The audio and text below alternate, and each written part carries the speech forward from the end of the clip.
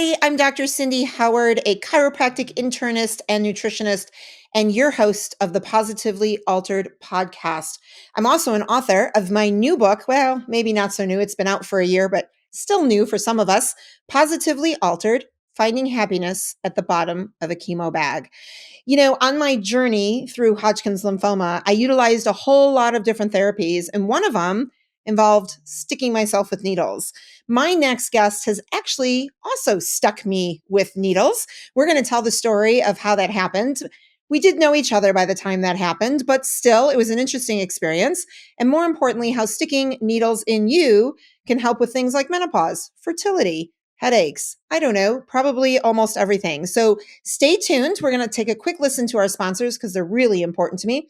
And then we're going to come back. I'm going to introduce you to my next guest, who might even demonstrate needle sticking. It is called something else. We'll share it with you in a moment.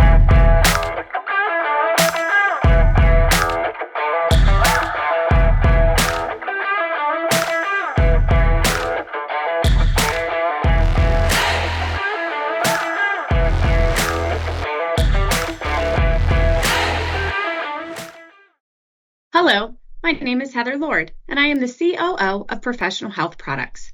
Cutting corners is an all too common practice in the dietary supplement industry.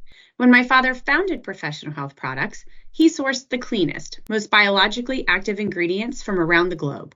Today, that commitment remains, which is why the finest healthcare practitioners, like Dr. Cindy, have trusted us for more than 40 years. We oversee the entire process in our manufacturing facility, from sourcing and formulation to manufacturing and labeling. Today, we offer over 300 unique products that can be tailored to the nutritional and homeopathic needs of each individual. Most recently, we launched a proprietary genetic test, allowing our practitioners to get even more dialed in to their patients' health. To learn more about Professional Health Products, please talk to your practitioner or visit our website at phpltd.com. Today, your life is going to be altered. I'm Dr. Cindy. Welcome to Infinity. We have worked hard to create an electronic claims website that is simple and user-friendly. This is the public side. You can log into your personal web portal here. This is your dashboard. You can personalize it to your liking here.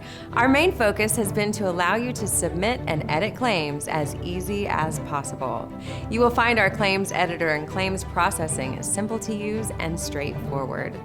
Our quick action bar is where you can find your most important information. Most of these icons will take you directly to the claims the number represents. You can easily view if you have any messages in your inbox of any unread alerts by looking for these blue numbers. To view the rest of our training videos to get the most of your Infinity experience, click this icon. We hope you find this web portal simple and easy to use. Thanks for letting us serve you.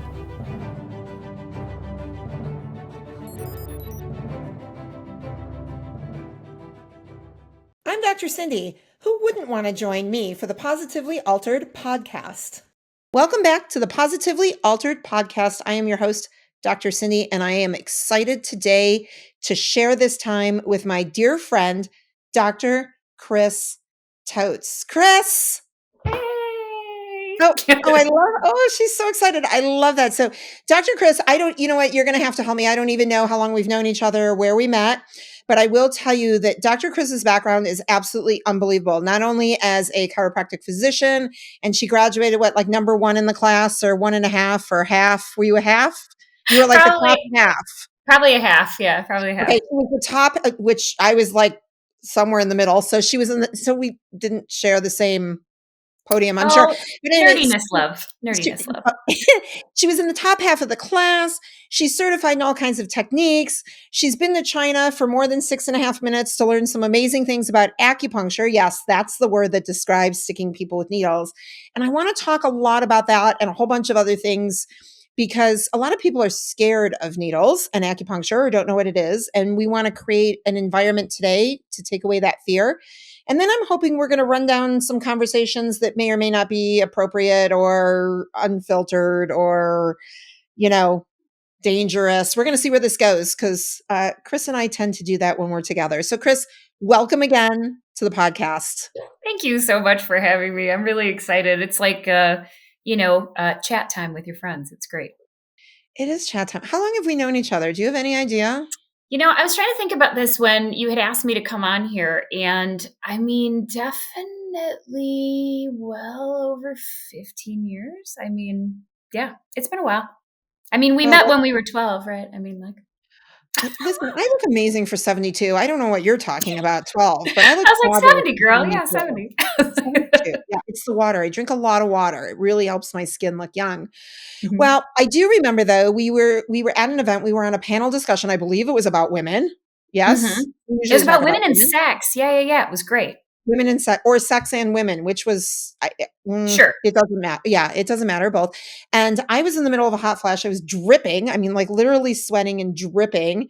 And you said, "Oh, I can help you with that. Would you like me to stick some needles in you?" And I went, "Yes, please." And next thing I know, of course, and I'm very familiar because I do acupuncture as well, there was a couple needles sticking out of my ear. And sure enough, a couple minutes pass, and I got way more focused on the women and the sex conversation than the sweat running down my face. So thank you for Oh, you're helping to very clear it out. welcome. Because I got to tell you, I mean, I'm sure you've also had this discussion with a lot of your other female patients. And the one thing I will appreciate about our generation is that we're not tolerating any of this noise with menopause at all, right? Like I was on a seminar and a woman, which I thought was genius, was like, "I'm not raw dogging menopause." And I was like, whoa. I was like, but it's true, right? I was like, none of us are willing to put up with it. The hot flashes, the brain, right? Where you get in the brain fog, the weight gain, we're talking about it. And especially like conversations that you and I have had and stuff that we've taught on, like we talk about this stuff.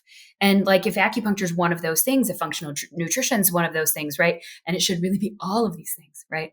That come together. These are the things that we should be bringing to our patients, to our friends, to everybody, because you shouldn't have to suffer just because your periods went away. And I'm just going to say white pants win all the time now. So great. What white pants win? I love that. There's a t-shirt that says white pants win.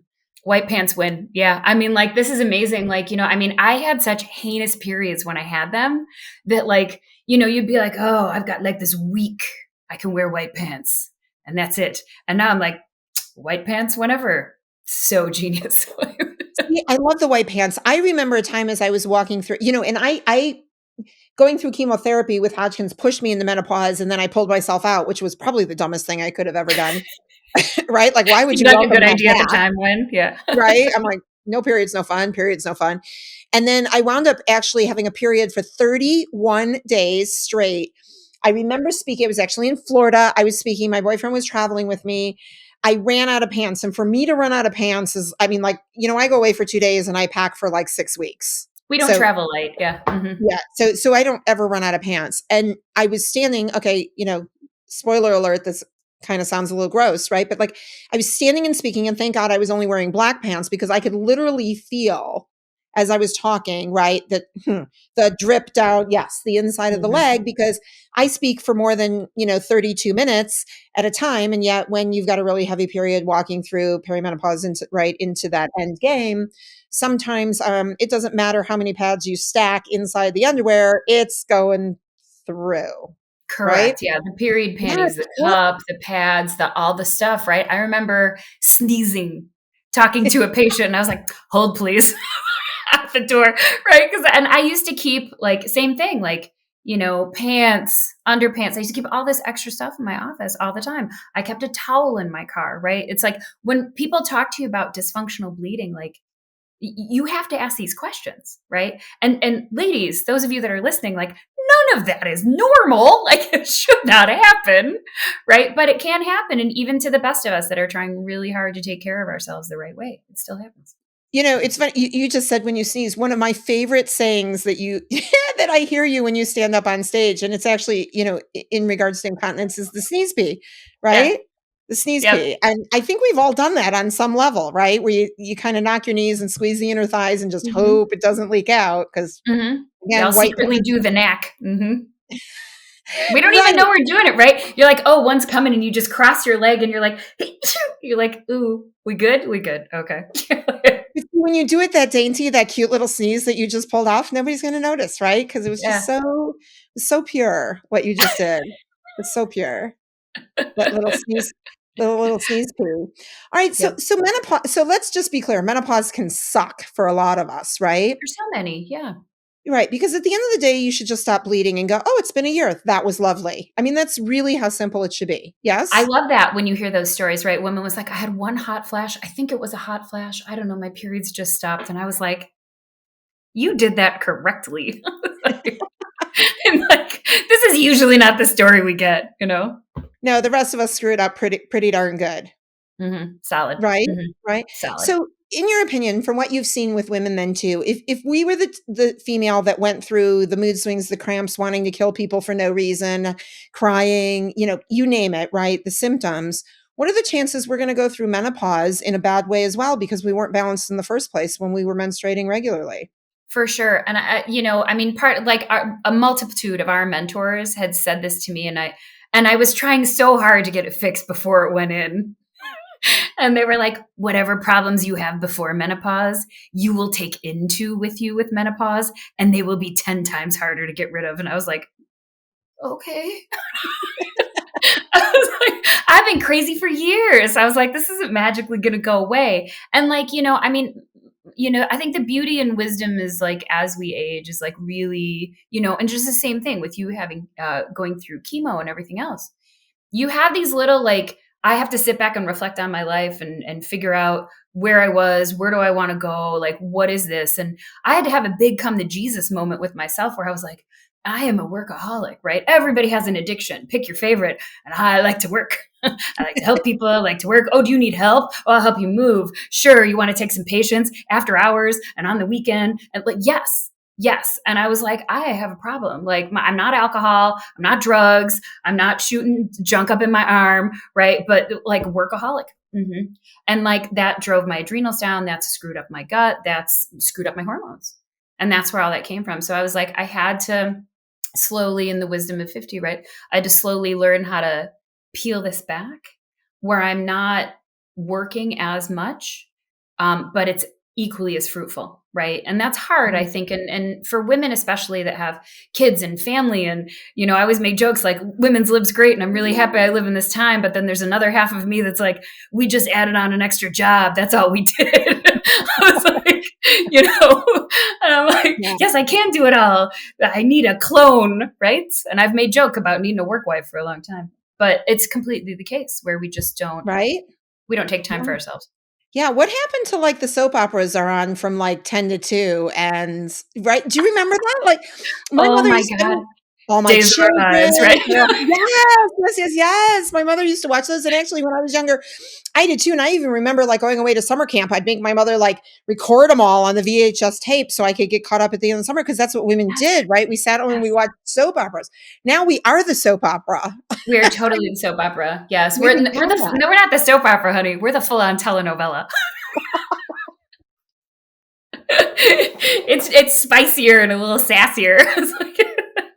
Oh my gosh, it sure is, right? So we've got to figure out how to manage this. And we're failing at that too. We're failing at the management. Yeah. And right? we just need to it's and I know it sounds weird, right? It's the having enough quiet time to step away to evaluate these things, right? And sometimes something smacks you into it. Like, having Hodgkin slapped you into this, right? Like having adrenal fatigue slapped me into it, right? And I was like, I'm like a Cupid doll. You lay me down, my eyes close, right? And people are like, do you have trouble sleeping? I'm like, no, I can't get enough sleep. Like I sleep all the time, and the one thing that I found that was interesting was, having dysfunctional uterine bleeding and then having to have a hysterectomy was really intriguing to me because I found that people within our community, there was like a lot of shaming that happened with it. Like, well, have you tried? I'm like, I've tried everything for 7 years and I'm done. Like, none of it's working anymore. I was like, I'm tired of getting IV iron. Like it went that far, And I was like, why am I robbing Peter to pay Paul? Right. And I think there's some humility in being able to have to step back from that and be like, okay, this is not working. Right. Right. And there's tons of choices. I know for me, so, my 2 favorite was a product that contained maca, which helps to balance my hormones. And it was absolutely just perfect for me because it pulls me out and buys me some time. And if I have issues again, I can go back. But really, and this is where I want to dive into with you because I'm super excited about just acupuncture. Like acupuncture works for me. So When good. I was in school, all right, so this goes back, 472 decades. When I was in school, we studied acupuncture. We used to practice on each other and ourselves, right? So I had to learn how to stick needles in my own body and my friends' bodies. And I don't even like, I mean, I'm good on this side of the needle. I am not good on the receiving side of the needle ever, never, right? But Now, when any needle, school, like venipuncture or acupuncture? oh my gosh, when we did venipunctures in school, I had to draw you Mhm. first because when you drew me, I was laying on the floor half passed out with an ice pack behind my Oh, head. no. Oh, Okay. yeah, and if you don't know what you're doing and you're gonna draw my blood, I'm And out for then the the count, fishing around. girl. Oh, Yeah. yeah, no, no, no, no, no, no, no, no, no, Mhm. no. But you don't pass venipuncture class, right? Stab lab, we used to call it. We Stab called lab. it stab lab. Yeah, yeah, yeah. We Stab did lab. the same thing. Yep, stab lab. So you don't pass unless you do this, right? So I am not a big fan of needles, but really the acupuncture needles are so tiny. They're really virtually painless. I never say 100% because yes, you can feel them going in, but Yeah. it has made a huge difference. So tell me, why does acupuncture work for me? Why will that work for some women? Not only for men and not even just women, right? For all kinds of crazy conditions. Why does acupuncture work? Sure. So the thing that I find interesting is, the acupuncture's been getting so much guff for a really long time. Because you can't do a double-blind placebo-controlled study while you're still poking someone with a needle, right? Okay, I get it. Is it on the point? Is it not on the point? The dry needling people, for as much as they get a lot of flack, right? But the dry needling people are doing some super solid research on the neurophysiology of what's happening with needling. So kudos to them, because the research is great. If anything, the physical therapy community is really good about research. That's one thing I will say. So, what it does is when you put the needle in the body, it secretes, it causes your body to produce its own endorphins and enkephalins. So they're your natural painkillers. But then it also changes nitric oxide expression. So it changes vasodilation and blood flow rates. So that's one of the reasons that it'll help you turn around and help with hot flashes. But it has a full on effect on the HP TAO, you pick them all, right? Your access for all of your hormones, it comes from brain down. And so, they've done studies where they've had women that have gone in for fertility and they're doing some specific acupuncture points that they'll use for fertility. And they can see changes in leveling out of how the hormones are produced. So if you or I do this, let's say for a fertility patient, and we're having them do fertility awareness method where they're taking their temperature in the morning, right before they wake out of bed. And we have them chart that. If they end up with a pattern that sort of looks like this, they call that a sawtooth pattern. That means that they've got liver qi stagnation. So then there's points we can specifically use for that. And then all of a sudden you see it undulate a little bit, and then you'll see the full spike when they ovulate, and it looks the way it's supposed to because they're less stressed. It does definitely calm the cortisol response down, which, for menopausal women or for women in fertility is a game changer, right? So when I moved down to Florida, I had to find somebody to service trade with, right? Because there's only so many points I can acupuncture on myself on my front. I need my back done, right? Because the points on the back are really good when you get energetically depleted. Those have a tendency to work better for people with deficiency. So if your patients are really tired, they're really fatigued, or they have local back pain, that also helps them. So yeah, so there's all kinds of research now, thank goodness, that's coming out about this, which is really great. It is great. I remember I got trained not only in school, but through the International Academy of Medical Acupuncture. And I think I memorized, correct me if I'm wrong, I know there's over 2,000 points in the human body, correct? Yeah, there's Yeah. the biggest ones that they study are 361 major points, but the thought process is there's 2,000. And there's a consortium that meets in China every 4 years, which I was lucky enough to actually weirdly end up at it. And, in China, they're still yay, smoking indoors is a great idea, right? And so I went to this thing and I had to leave after one because I was right, coughing my brains out. But they were literally arguing about the minutia of exactly where is stomach 36, right? So and so they go through this stuff yearly and they'll pick major points to make sure, and they present research, and it was actually really cool to be there. But yeah, it's something I wasn't expecting, but one of my interpreters who was in acupuncture school was like, hey, there's this thing, you want to go to it? And I was like, what? Yeah, so it just turned out great. Oh my gosh. Yeah. I think I memorized all 2000 points. There's no way I use anywhere near that, Oh, in no, practice. no. Yeah. Typically, you'll use about 100 points that we've kind of got crammed up in our brains. Hey, and speaking of, your IAMA, Dr. Amaro just passed away. Oh no, really? He did. Yeah, he passed away. It was like March or April of this year. So yeah, he Oh, passed away. It's just a so bummer. yeah, it is a bummer. Amazing, talented human being. And I'll tell you, so my Dr. Amaro, John Amaro's story is that when I was taking his class, that's who I got the Mhm. certification through. When I was taking his class, I obviously was stressed even back then because I mistakenly walked into the men's bathroom intending to use the women's bathroom. And there he was standing at the urinal, urinating. And I went, oh, so sorry. And just turned around and walked back out. And he just blew it off like it was no big deal. And, you know, Mhm. nowadays, I guess you can walk into any bathroom you want, but back then it was pretty taboo to, to share a bathroom. So, Did you see at our alma mater, they switched the bathroom locations? So the men's are on the no. women's and the women's are on the men's on the first floor. And so like I almost did it. And you know how many times like I've almost autopiloted it into the wrong bathroom. Well, in college, I used to use the men's bathroom on purpose because A, it was cleaner and B, it was faster. Short lines, man. Mm-hmm. Yeah, they go very quickly. We do not urinate quickly. Mm-mm. It's not Well, there's an art form to peeing quickly. I you think you think can do so? it. I do. I think Mm. you do. I think it depends on your clothing, right? Like jumpsuits, no. Like God bless the ladies who look so cute in them. I was like, I'm like, how do you pee in that? That's the first thing I'm like, how? I don't want to take all my clothes off in the bathroom to pee. Right. So yeah, so it makes me think of two things. So I actually had, you're going to love this. I had a full, I think I still own it. I actually had a full body pantyhose to Mhm, wear mhm. under a very tight dress that I once wore to a wedding. And in the crotch of the pantyhose was the slit so that I Right. could just hold it apart and urinate Yes. through it and hope I didn't Genius. get any on the pantyhose. Mhm. Mhm. Yeah. Genius. Yes. I had a pair of Spanx once. Mhm. And I was like, "Oh, that's so you don't have to take these off because you hold them up and you're like, are these for a toddler?" Right? And then you put them on. But okay, see, I don't understand Spanx. Explain that to me. So we put on Spanx, and I know a woman created this, right?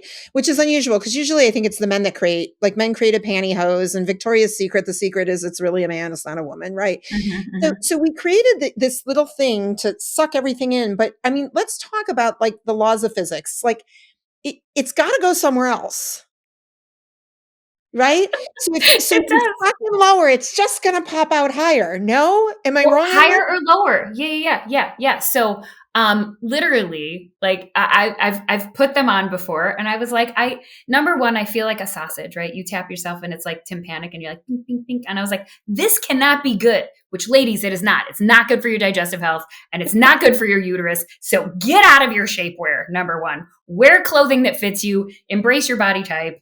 Like, be who you are. It's fine. But yeah, all the time I get waves coming in, fertility, and they're wearing corsets. And I'm like, no, no, no, no, no, no, no. No, you're pushing all your organs in the wrong way.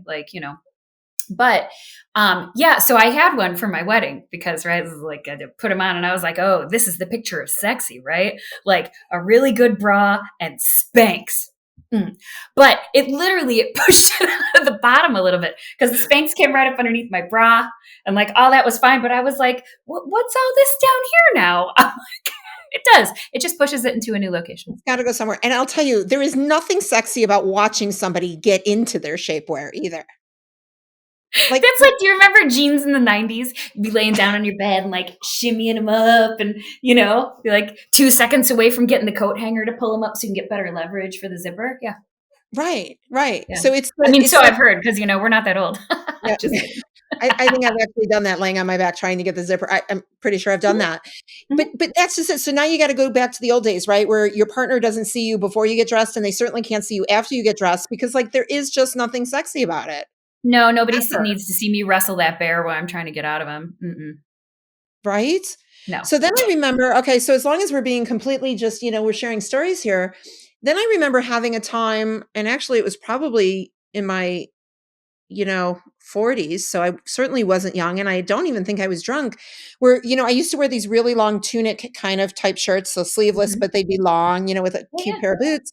And I can't tell you how many times, like, I would forget that it was behind me. And then I would just go pee on my clothes because I would forget to like move it out of the way for my rear end Yes, when you because sit it's an down. asymmetrical hemline, and you have pieces that Yes. are yes. Dip them in the toilet, tuck them in your pants.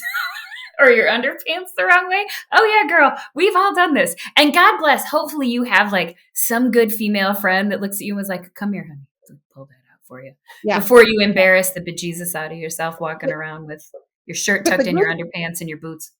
The good friend takes a picture to post on Instagram before she tells you, so that you get the before and the after. You've got to get a good giggle on it, right? Have to. I'm so happy social media wasn't around when I was younger. Right? With the toilet paper hanging out from the back end. And yeah. Girl, there'd be lots of things. People be like, is that you that I saw? I'd be like, no, that wasn't me. No, I don't wear that shade of toilet paper. You've got the wrong woman. For sure. So let's talk fertility. So I don't know about you, but I can't stand the word infertility. Oh, it makes me nuts. No, I was like, and women come in all the time and I hate that. They're like, oh, I have infertility. I was like, so says who? I was like, there's so many ways. Number one, people can be fertile. I was like, but number two, I was like, and the other thing that bugs me about this is that women mostly take this onus on completely themselves. And I was like, it takes two people to make a child. I was like, whether you're using a donor, or whether you're using, your partner's sperm or whatever the case may be, I don't really care how you want to become a parent. It doesn't matter to me. My goal is to make you the healthiest human being, because everybody wants to get pregnant, but then they don't think about the pregnancy. And I was like, oh, no. Now we have to make you healthy enough to get you through said pregnancy. And then wait for it. Take care of that baby when it comes out of you. Oh, and for the rest of your life. Correct. Exactly. Right. And I like women like, oh, quit smoking when I get pregnant. And I was like, what are you going to do? What, are you going to breastfeed and smoke at the same time? Like, what are we doing here?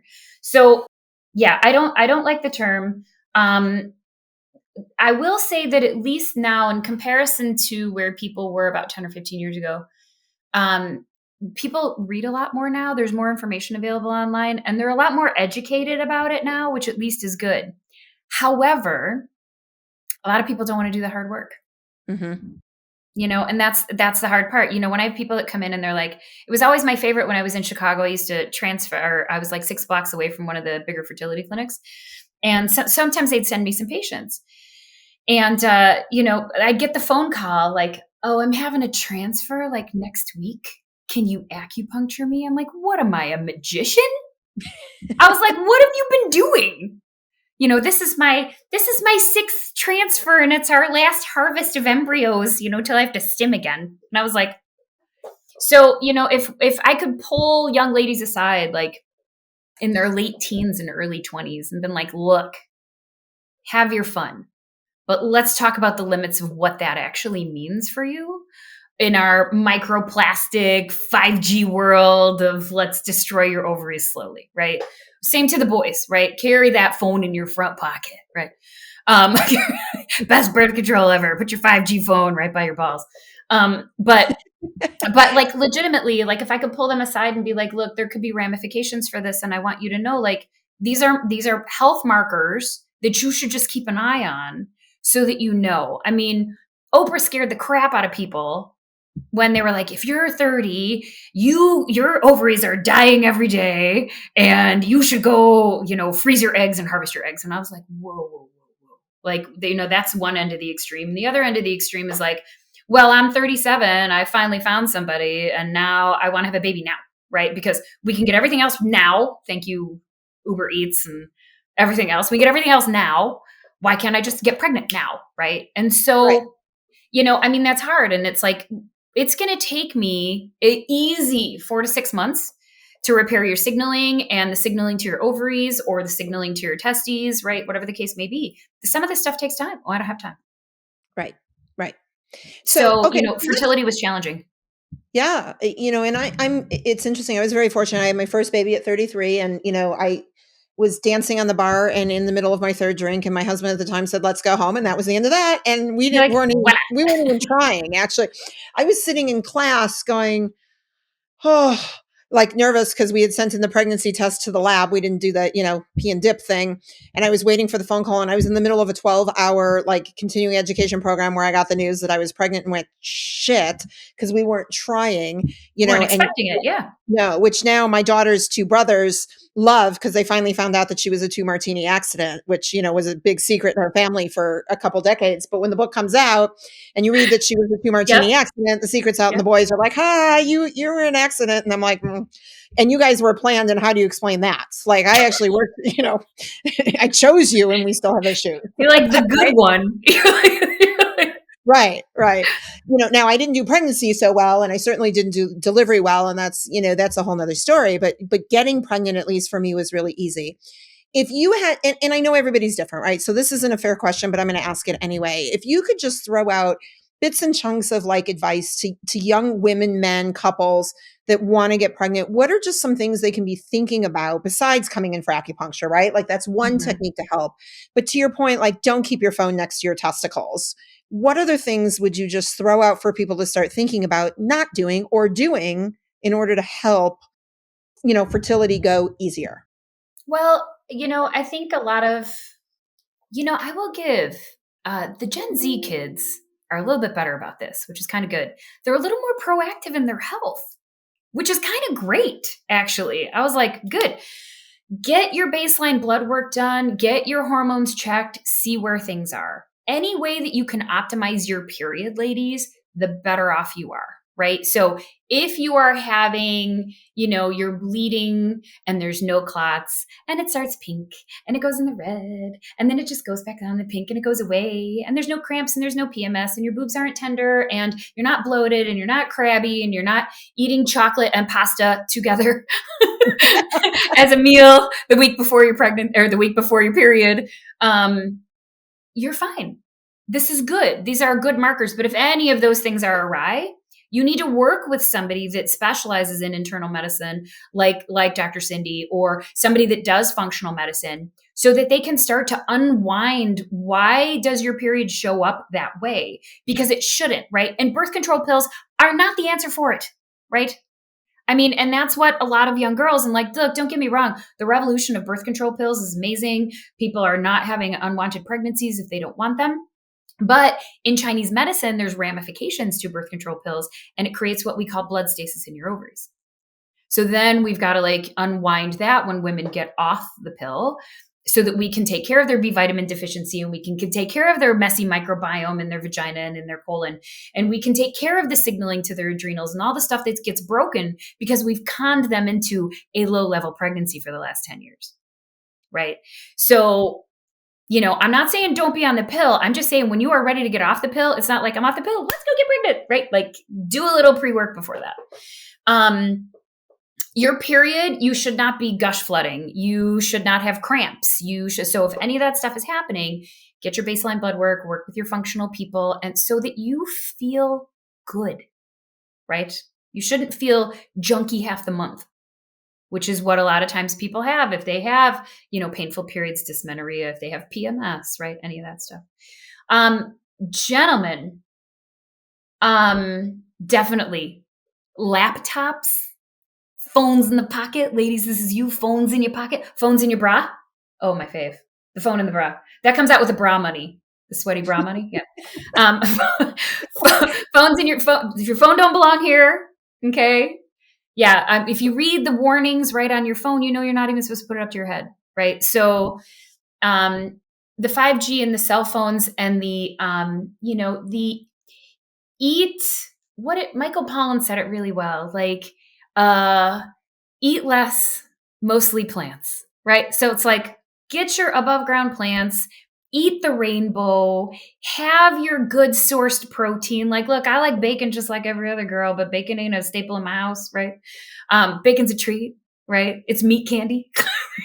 So bacon's a treat, right? But eat your well-sourced protein, right? And I'm not saying like, I don't occasionally go out and have like some Mexican Coke and some tacos, cause like tacos. But you have to balance life. Every day is not a party. The alcohol you consume now could have ramifications for you later. And I think there's a lot more research now that's coming out about excessive drinking and binge drinking. And we have a lot of connoisseurs, right? So like a wine connoisseur, and I'm a bourbon connoisseur, and I'm a craft beer connoisseur. And I'm like, you are a functional drunk. You're a functional alcoholic in disguise. Because a hangover is not just a hangover, that's slow level brain death. And nobody thinks about it. Okay. So I would say those are the things like, 5G booze, eat a better You make diet. it sound so pretty. Low level death. Just the way you say it sounds sexy. Low level death. I love that. I think something though that's really worth pointing out, and I have this experience a lot when I run around teaching. I was actually in Georgia, a handful of weeks ago, and I was going over that. What is, right? Okay, let's hold that thought. We're going to, hold that thought. We're going to talk about that. Okay. So, and it was interesting, and I was going over what it is to be normal versus common. And I love those words, right? Like my mother used to call me out of school. I would curl up in the fetal position. She would give me a glass of blackberry brandy. That was my tonic. Yes. When I was 14, 15 years old, and I would lay in bed, like cowering until the cramps went away. And it was normal because lots of women had that. And I want everybody to realize that what Dr. Kris is talking about is very common, but there's nothing normal about it, right? Normal is a period every month, no symptoms. You wipe, there's blood, it's red. Oh, it's here. Almost to the point where you don't know. I mean, we laugh, I have a daughter, and when she was younger, the boys would be like, it's coming, isn't it? And I'd be like, it is. And they're like, she's a bitch. And I'm like, she is. And in 3 days, she won't be. So just don't talk to her for 3 days and it will be fine. Honey, I was in a sociology study in college, and I called up my brother and I was like, when you're totally unaware of self, right? I'm like, hey, Bill, I'm like, do I get PMS? And he's like, bitch, I can tell when you're going to have your period over the phone. I was like, okay, noted. Thank you. So yeah, I get it. Yeah. The fact that we almost need a she shed, that's hard to say, a she shed in the backyard, right? To move out for the time period, and yet we think everybody else should move out because it's totally not us. It's us. It's us. It's us. Yeah. I owned that. I totally owned it after a while. Yeah. And it's not our fault, but there's lots that we can do about it. And I think that's the key, right? I had a beautiful, for about 2 years, I had this super pristine period where I was just like this subtle bearing down sensation in my uterus. And I was like, I think my period's going to show up. And that was it. And then there was like no cramps and there was no PMS. And I was like, I have done it. And then, perimenopause came. Right. Yeah. But now we're on the back end of this now. Now we go from menopause into the urinary incontinence years with the sneeze pee, right? I'm hoping not to, I mean, like, look, I will say one thing foreign countries do really well that we do not do here is pelvic floor therapy, mandatory after 8 weeks after you give birth. And then, letting ladies know that, like, sneeze peeing, common, not normal, right? You shouldn't be afraid of like going to the trampoline park with your kids' school, like stuff like this where you're like, jumping rope. Yeah. Skipping down the street. Yeah. I was very fortunate because 3 C-sections and not by choice. I laugh, the kids are like, Mommy, where did I come from? And I'm like, my belly. And they're a whole lot less grossed out than their friends, where the answer is the vaginal canal. Right. Right.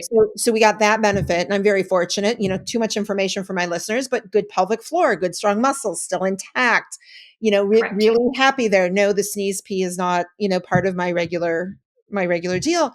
But I will tell you, it is interesting, as I get older, I do think I'm urinating more frequently, which is why we have to talk about the bathroom access because we travel a lot, right? This came up on like with a bunch of friends and on Facebook. And I don't know, we started this trend of like reporting where are the best public bathrooms because I know a lot of people won't go in public and that's so unhealthy to hold your urine, Girl, for up not to just your hours. urine. Well, but yes. Poop.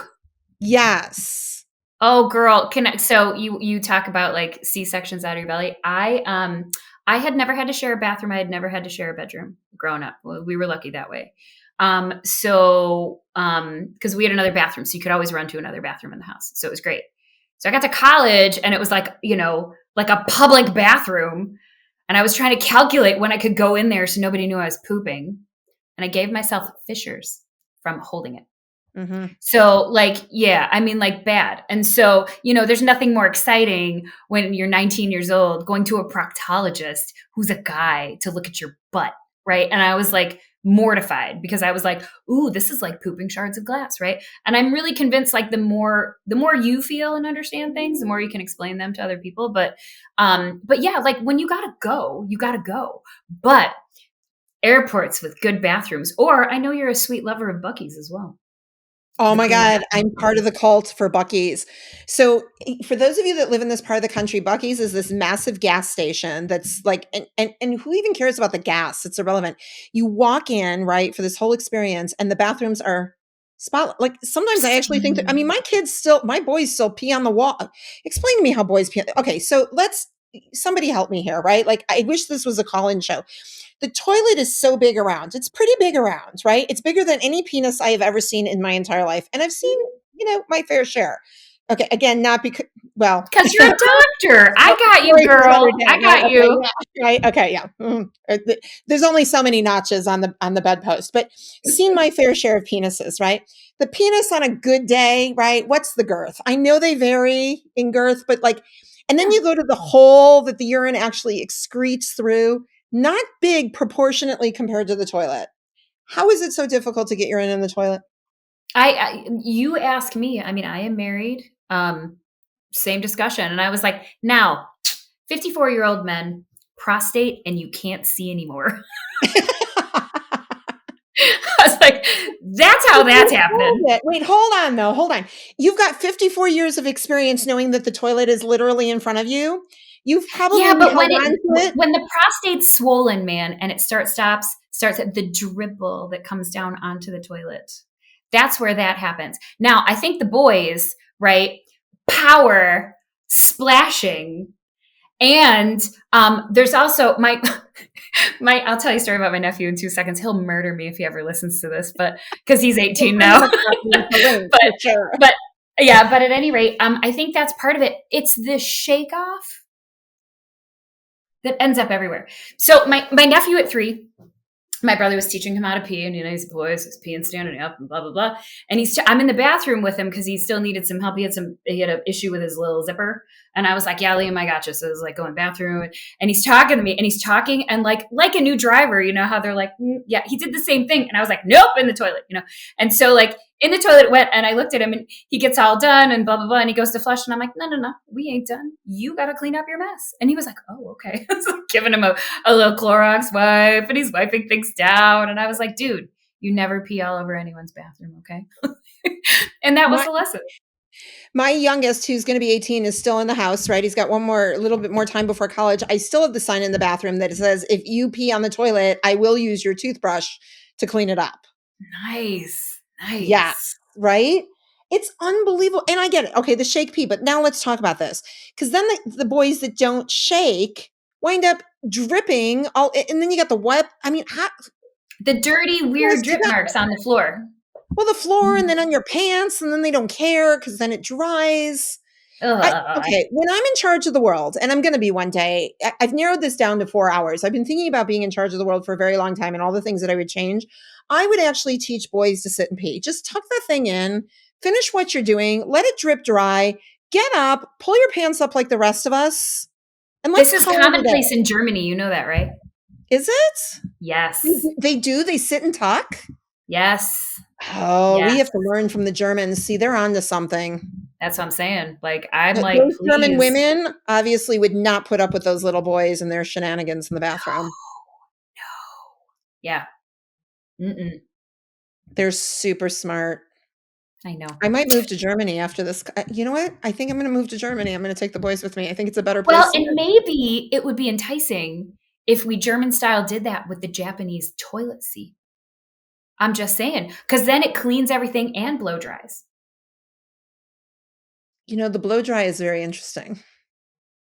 It's interesting.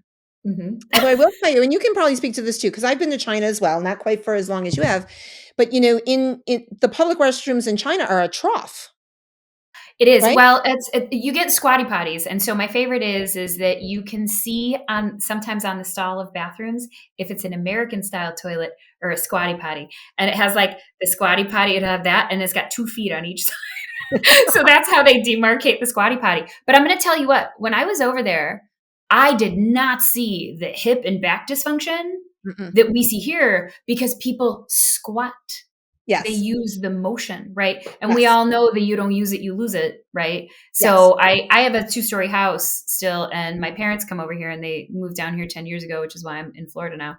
And they have a single-story house. You should watch them struggle with curves. Well, my guest bedroom's on the second floor. And so I make them walk up and down the stairs. And by day 4, like they're back at it. They've got it. And I was like, y'all need to do some stairs somewhere. Right. Right. Yeah. And the squatting, to your point, I mean, listen, we all know that fecal material comes out more naturally. We also know that squatting to deliver babies is the right way to do it, right? Like that Yes. doctor should be laying underneath you. That doula, which, right? Okay. Right. Should be laying underneath The you. midwives do, so do the doulas. Right. Not the center hike like the football coming out and you catch and you hope everything goes well. Right. Totally Right. against gravity. Yes. Totally. So much Oh so. my I mean, God. I will tell you, I've been to obviously as a doula, I've been to a bunch of births, and I always love the doctors or the midwives that are like, yeah, whatever position you got, like, like hanging out. If you're kneeling in the bed, you're squatting in the bed, you're holding on the thing, you're squatting on the floor, like, you're holding from the ceiling, it's great. I love it. I'm like, whatever position makes you happy. Because when the doctors are like, no, she has to be in this position. I was like, you chose poorly. Next time you need a new person. After birth, I was like, you need choices in your labor. Like, It's so true. Oh my gosh, Kris, this is so much fun. You know what? I hate to do this because I just love talking to you. And I think that there's so many more things we can cover. So there will absolutely one day be a part 2. But I got to take a quick break so that we can listen to our sponsors. And then when we come back, I want to rapid fire some questions at you just to see what you come up with. You up for the game? genius. Sounds good. All right, everybody sit tight. Don't go far. Take a quick listen. We'll be right back. This is your weekly dose of Dr. Cindy, the Positively Altered podcast.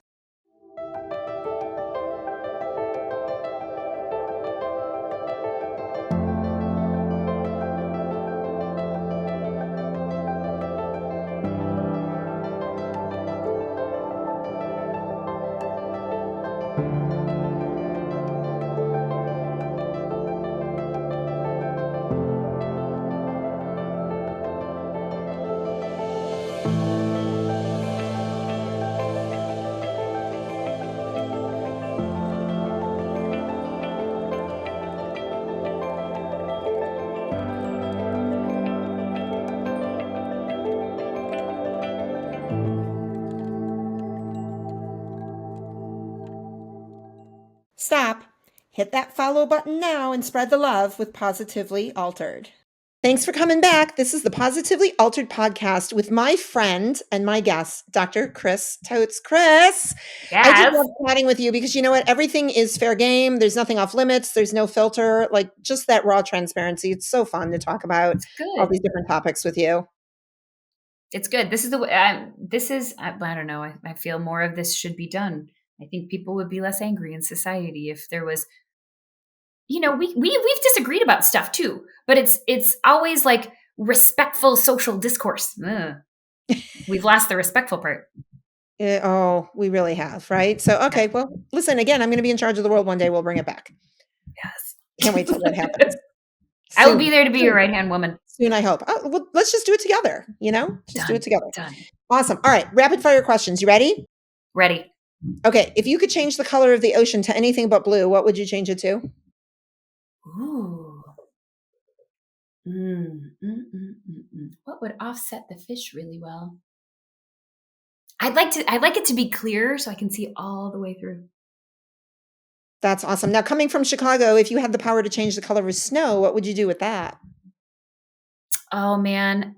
So have you ever gone out at night when it first snows? It was always my favorite time because the snow looks like sparkly little diamonds everywhere, and it's all insulated and it's squeaky when you walk, and like the dog always loved it. I would like to see that level of sparkle all the time. Like Swarovski crystal everywhere. I love it. I love it. So one of my guests actually said yellow snow to that question. Mm-hmm. I think I like your sparkle answer much better, but I mean, I have a sparkly problem as is, but No, me too. But so here's the thing. If it was yellow sparkly, people would probably avoid it and it would stay more pristine because of that whole like yellow snow thing. When it's as gorgeous as you're describing, we all want to go out and touch it and we probably ruin the beauty of it. Yeah, true. I'd True. still stick with your answer. I like it, but I'm just, punching holes because it's what I like to do sometimes. It's all good. All right. You're going to be an Olympic gold medalist. What sport are you going to pick? Ooh, what sport do I pick? I mean, I used to dance, but yeah, no. And I love to watch the gymnasts, but also no. I'm like the least sporty person on the face of the planet. Probably something like curling. But but you're going to win the gold medal. Again, this is just a game. It's just Yeah, a game. yeah. I would have to say it's got to be a winter Olympic. Oh, we're gonna go skiing. No, we're gonna go snowboarding. Yeah, Snowboarding. Okay. we're And going by the way, snowboarding. I'm not good at the rapid fire, even though I said it was going to be. You're bad at this too. Like they're not Oh, quick terrible. answers. So terrible. Mm-hmm. Okay, but that's okay. We've got a few more minutes. All right. You know that how they say to you, like, could you pick that one person, dead or alive, that you would love to just sit and share a meal with, to have that conversation with? You know how that question gets asked a lot? Mm-hmm. I think it's a dumb question. What are you going to eat at that meal with the dead or the alive person? Oh, all the shit I can't eat on the regular. It's going to be some giant cheesy pasta dish with some really amazing seafood and some greens. Yes, that's what I'm having. Mm-hmm. See, now there was no thought needed for that one. You got that one Zero. pretty quick. No, I love food and can talk about food endlessly for hours. Yes. Mm-mm. What's your favorite meal that you cook, not that you would order? Oh, that I cook? So I make a really mean polenta with mushroom and chicken with some like sauteed greens. Is there any food you will not eat? No, I mean, I don't, by premise, I don't eat gluten and dairy, but it's not that I don't like it. I love it. I'm not a giant fan of offal. If it's prepared well, I'll eat it, which I find humorous that it's called offal, but it's spelled Offal. What is that? Offal, organ meat. Oh, okay. Yeah. Fair enough. Just not a giant fan. Yeah, my grandmother, who I miss dearly, I had a great relationship, but it was very difficult going to Manny's Deli in the city of Chicago with her because she would order tongue. Manny's. Manny's Do had you great remember potato Manny's? Which I pancakes. actually think they should have renamed. Like, even though it is tongue, I think we should call it something else if you're going to eat it. Like, you could use the Spanish name. We'll just call it lengua. It just sounds nice. Because I'll eat me some lengua tacos, but I won't eat tongue tacos. Right. See, and I would order that on accident, not knowing what it was, if somebody told me it was really good. Mm-hmm. So tasty. Yeah, I had that experience in China. It was like, don't ask, just order. And I went, Yeah, okay. I picture ordered off menus a lot, and that's how I learned the word spicy. I love it. When they were yelling at Lee at me, I was like, oh, okay. That's what that means. Ooh, covered in wasabi. Mm-hmm. Yes. Okay. If you could be a professional actress, dancer, although you did dance, well, let's do it this way. Professional singer, actress, or musician, what would you pick? Oh, music. And what would you play? I would, so very torn. My grandmother was a drummer. And I love the violence of drumming, right? I'm totally unmusically capable. I can't sing. I can't read music. I can't nothing. But I secretly really love the guitar as well. And I rock out. Well, when you play by yourself, you don't have to be good. That's what I hear. That's how I sing, and nobody complains. Me too, girlfriend. Me too. I could clear a room in 8 seconds. It's a talent most people don't have. All right, last question. You ready? This is a big one. What was your favorite thing about doing the podcast today?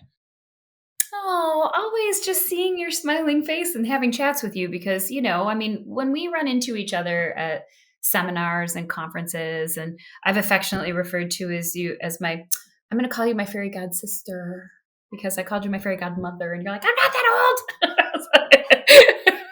So I'll call you my fairy god sister because Cindy's helped me get some gigs for sure. But yeah, we don't always have a lot of time to sit and chew the fat because we're hobnobbing and networking and being thankful to our sponsors and helping them, and there's just a lot of duties. So the fact that I said duty, but the fact that we had scheduled time to just hang out and BS is always a pleasure. Oh my God, I love it. And you know what? That's the good thing about these conversations is I would not hesitate to say, you know what, Kris, I got to go poop. I'll be right back. And I would expect the same from you. Right. And I'd be like, hope everything comes out okay. Right? Mention my name, you'll get a good seat. Okay, there's some bad jokes, right? Bad jokes. All right. So now for everybody listening, how do we follow you, find you, check out what you're doing? And if we're a practitioner, how do we learn acupuncture? Because you are absolutely brilliant. And I want people to take courses and learn how to spread the wealth, using an amazing modality. Oh, thanks. So we teach, so I have a small team of people that work with me. So I have a business partner, his name's Dr. Gary Eastat, and we founded a company called Fusion Care. And the care stands for chiropractic, acupuncture, and related education, because we're fancy like that. But so it's fusion-care.com, and you can find the links to online classes and live classes for where we're teaching. So I have an upcoming class that's coming out in January in West Palm Beach. So, if you want to escape the cold, my northern friends, and come down and study acupuncture and go to the beach. And, if there's water, there's alligators. So enjoy. But if you want to come down here, we've got classes there, but we've got classes all over I would say all over the US, but we all know, we don't get super far west because they don't let us poke people with needles. But yeah, so we've got classes for that. You can find me there. I am on Instagram. As Dr. Kris Tohtz, I am on Instagram. I am on Facebook. I am on LinkedIn for the professional people, which as chiropractors, we totally underutilize. But yeah, so I'm on most of the social. I mean, I know I should be on TikTok, but I just can't seem to do it. Oh, I made the leap. I'm going to talk you into it. It's horribly weird, good.